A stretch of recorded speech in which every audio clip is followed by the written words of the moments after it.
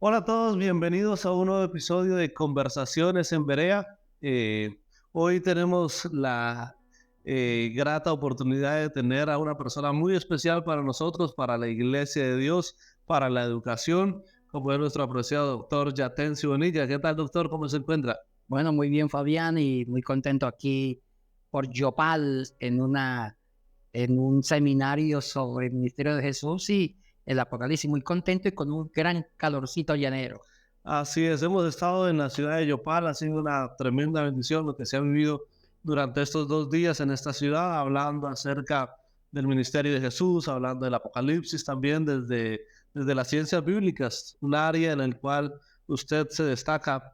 eh, y durante los últimos meses, durante las últimas semanas, hemos tenido noticias muy especiales que nos han llenado de alegría, nos han llenado de satisfacción de ver cómo Dios le ha usado durante muchos años, muchos le conocemos, pero recientemente con un gran proyecto, el proyecto de traducción, el proyecto Evangelio. Así es. Sí.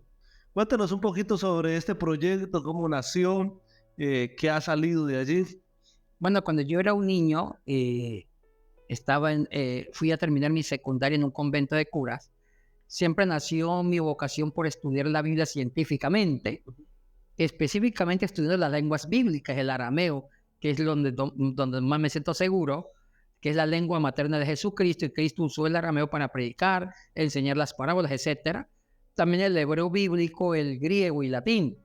Entonces Dios me bendijo cumpliendo mi sueño, estudié lenguas antiguas. Bueno, hay todo un testimonio detrás que no es el momento de contarlo. Y siempre cuando era niño quise traducir la Biblia con un lenguaje contemporáneo que llegara a los jóvenes y que fuera fácil de entender, porque muchas veces la gente lee la Biblia pero no la entiende, Así es. porque está con un español bastante complicado, confuso, y no se entienden las ideas. Entonces yo quería una versión totalmente didáctica, que cada uno entienda el mensaje salvífico de Dios a través de una traducción fresca y contemporánea. Podríamos decir que este ha sido básicamente un trabajo de cuántos años, un sueño de toda la vida, por lo que escucho. Bueno, me preparé para eso, estudié toda mi formación, el pregrado, los posgrados, fue sobre estudio de lenguas antiguas, Ujú. y siempre tuve una obsesión por aprender lengua bíblica, y es por eso que siempre me dediqué. También la parte de la formación académica sistemática, también fui autodidacta de escudriñar las escrituras en las lenguas originales. Y yo creo que me preparé desde que tuve esa vocación. Y pues hace 3 años, en plena pandemia, en el 2021, que iniciamos la traducción del Nuevo Testamento, y justo 3 años duró la traducción, que ya la lanzamos para el lanzamiento fue el 28 de julio. Vino mucha gente de muchas partes del mundo. Allí en Semisud recibió gente de Europa, de Estados Unidos, de Centroamérica, Sudamérica, para el lanzamiento. Creo que esto es un gran logro para la educación, para el pueblo cristiano y nuevamente muy felices de que haya nacido desde la casa de la Iglesia de Dios, allí también en Semisud, junto con un gran equipo, ¿no? Detrás de todo este proyecto, pues han habido diferentes personas que han estado trabajando en diferentes áreas para que hoy tengamos realizado este Nuevo Testamento en la traducción contemporánea de la Biblia, junto con este diccionario de griego-español. Por cierto, estas copias van para el CEVIVE. Allí también una gran noticia para nuestros estudiantes, egresados también, todos los que nos visitan en el seminario, porque vamos a tener copias allí de esta traducción contemporánea de la Biblia. En medio de tantas traducciones que tenemos en la actualidad, eh, ¿qué hace de alguna forma diferente a esta traducción contemporánea de la Biblia? ¿Por qué leer esta traducción? Bueno, los expertos dicen que para traducir lenguas antiguas muertas, como el caso del griego, hay dos formas. La primera forma de traducción es la literal, Ujú. es traducir palabra por palabra. Pero el problema de las traducciones literales, como el griego al español, se puede perder el sentido de la oración, porque el griego es una lengua muy extraña que se puede escribir desordenado Y un ejemplo, el predicado puede estar al comienzo y el verbo principal a lo último y el sujeto a lo último de la oración. Y usted debe ir ordenando las piezas de acuerdo a las terminaciones. ¿Por qué? Porque en griego una palabra se declina. ¿Qué significa? Una palabra en griego se puede decir de 5 formas diferentes, dependiendo de la función gramatical que desempeña la oración. Un ejemplo, yo en español digo, el hombre del hombre liberó al hombre o hombre. Entonces, las 5 veces que se usó el término hombre, en español se escribe igual, H-O-M-B-R-E, no en griego. Entonces yo dije en español la oración ordenada. Dije, el hombre del hombre liberó al hombre en el hombre o hombre. Siempre puse el sujeto primero, después el predicado, los complementos indirectos. En griego se puede decir diferente. ¿Cómo sería esa oración en griego? Mire cómo va cambiando. Yo digo, hoantropos, os, antropos, el hombre, del hombre tou, antropou, cambió a u, liberó, el use, al hombre ton antropon, en el hombre antropó, hombre antropé. Usted observa que usé el término hombre escrito en forma diferente a las 5 veces. Cuando va de sujeto se escribe diferente hombre, cuando va de predicado, complemento directo diferente. Entonces, ese accidente gramatical permite que el griego se escriba desordenado. Usted puede escribir hombre, antropea al comienzo y poner sujeto al final. ¿Por qué? Porque las condiciones gramaticales del griego permiten que usted escriba desordenado.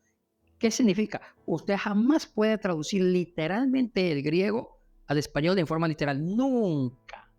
Porque le puede dar otro sentido a la oración. Usted debe buscar las piezas y en base al reordenamiento traducir. En conclusión, la primera forma de traducción la literal y ha sido cuestionada. Y un ejemplo de traducción literal, la Reina Valera. Sí. La otra forma de traducción es la traducción dinámica o semántica, que significa no traducir literalmente, sino buscar el primer sentido de la oración completo. De usted buscar qué quiso decir la oración, aunque se aleje de una traducción literal. Porque lo que pesa ahí es buscar el sentido primero de la oración. En cambio, la traducción literal busca el sentido de cada palabra, aunque se pierda el sentido exacto en la oración completa. Entonces, hay 2 formas de traducción y los traductores modernos ya prefieren usar las traducciones dinámicas. Ya las traducciones literales no se usan por motivos técnicos. Ahora, la TCB, ¿cuál es la parte de TCB? Tiene una traducción equilibrada. Usa la literal en ciertos momentos y usa la semántica en ciertos momentos. En los evangelios no hubo mucha necesidad de una traducción dinámica, sino literal, porque los evangelios, las narraciones, es más fácil de traducirlo. En cambio, las cartas paulinas sí hay una traducción más semántica. O sea que nosotros buscamos un equilibrio, unimos tanto lo literal y lo semántico en un intermedio. Qué bien. Creo que quienes hemos tenido la oportunidad de leer algunos extractos, algunos capítulos de esta traducción contemporánea de la Biblia, nos hemos podido dar cuenta de algunas luces muy significativas que encontramos en comparación con otras versiones, como por ejemplo la Reina Valera, que acabas de mencionar, que nos ayuda a entender algunos pasajes. En ese proceso de traducción que realizaste y de las personas que ya han revisado y leído, ¿cuál ha sido tal vez alguno de los pasajes que de manera tradicional habíamos interpretado de una forma y que a través de esta traducción contemporánea de la Biblia nos abre las puertas para verlo desde otra perspectiva? Ahora, aquí está justo el aporte de esa traducción. ¿Por qué? ¿Qué es una lengua? Una lengua es la expresión mental de una cultura. Así es. Las lenguas van desarrollándose de acuerdo al avance cultural. Como un ejemplo, este celular. La palabra celular no existía hace 50 años. Hace 50 años ningún diccionario tenía la palabra celular, pero sí está ahora, hasta en un diccionario. ¿Por qué? Porque no había o no existía este aparato. En el momento que un científico o alguien, un técnico inventó este aparato, automáticamente era necesario inventar un código lingüístico un concepto en la lengua para que hiciera relación a la existencia del aparato. Entonces, cuando inventaron esto, tuvieron que inventar una palabra nueva que se llama celular. ¿Qué significa? Que las lenguas van cambiando vertiginosamente. El español de hace 50 años es muy diferente al español de hoy, porque el español de hoy es la expresión de una cultura posmoderna donde aparecen palabras como inteligencia emocional, que es como el término estrés, etcétera, etcétera, que es parte de una realidad cultural actual, tanto médico como cultural. Entonces, aquí viene el desafío. La Biblia debe estar renovándose constantemente de acuerdo al avance cultural que se refleja en una lengua. Es por eso que muchos jóvenes, y mire, Fabián, el CEMISUD hizo una encuesta muy fuerte, Fabián. El CEMISUD descubrió en una encuesta que los jóvenes de hoy ya no leen la Biblia. ¿Por qué? Porque no la entienden. Y eso a mí me dolió. Porque en el fondo no la entienden por un problema de lenguaje, porque la Biblia no está actualizada en un lenguaje para ellos.